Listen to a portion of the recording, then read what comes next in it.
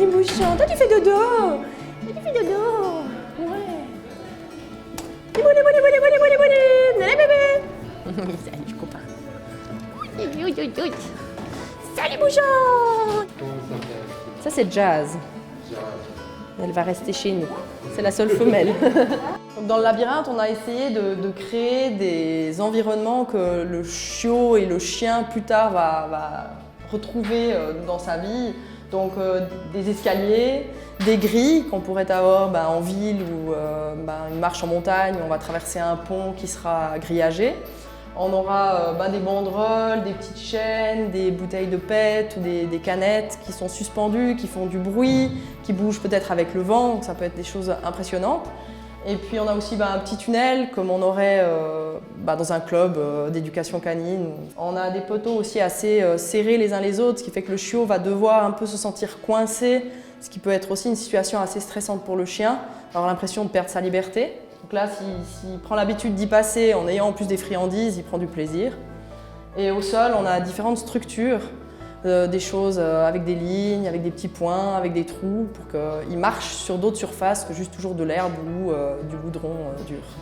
Voilà. Et on a aussi mis des petits miroirs. Ça peut être quelque chose d'assez impressionnant de voir leur propre reflet.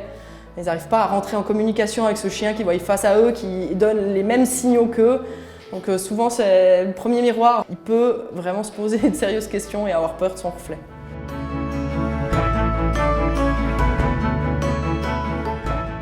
En ce moment, comme ils ont déjà des bonnes petites dents, quand ils jouent entre eux, des fois, ils arrivent à se faire des petites blessures.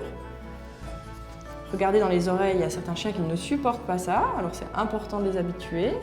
Regardez vers les yeux, touchez autour des yeux, le museau, tout bien sage. Et on peut le redescendre de la table. Hop, voilà.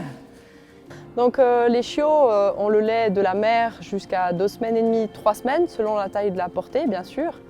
Et puis après, on va complémenter avec du lait maternisé exprès pour chiots. Et après, on va commencer à leur mettre aussi des croquettes moulues dedans le lait pour qu'ils puissent habituer leur flore intestinale à digérer la croquette. Et petit à petit, on va intégrer un repas de croquettes sèches. Et petit à petit, on va remplacer les repas de lait et en rajouter aussi par des repas de croquettes. Donc au final, ils se retrouvent, ça dépend aussi de la taille de la portée, mais entre 4 voire 5 repas de croquettes dans la journée, en plus du lait de la mère encore, qui tète en tout cas jusqu'à l'âge de 8 semaines comme maintenant. Alors on accorde une grande importance à la propreté des chiots, donc ils apprennent à faire leurs besoins vraiment dès le plus jeune âge en extérieur. Donc au départ, quand ils sont âgés de 3 semaines environ, on va ouvrir le nid dans lequel ils étaient avec leur maman. C'est la mère qui en fait va les lécher et en les léchant va déclencher le besoin de faire le pipi ou déféquer. Et puis on commence aussi à 3 semaines la nourriture, donc du lait en complément du lait de la mère, du lait spécialement pour les chiots. Et du coup, la mère commence à plus trop vouloir forcément lécher à ce moment-là les pipis. Donc c'est une bonne phase de transition vers 3 semaines pour le faire.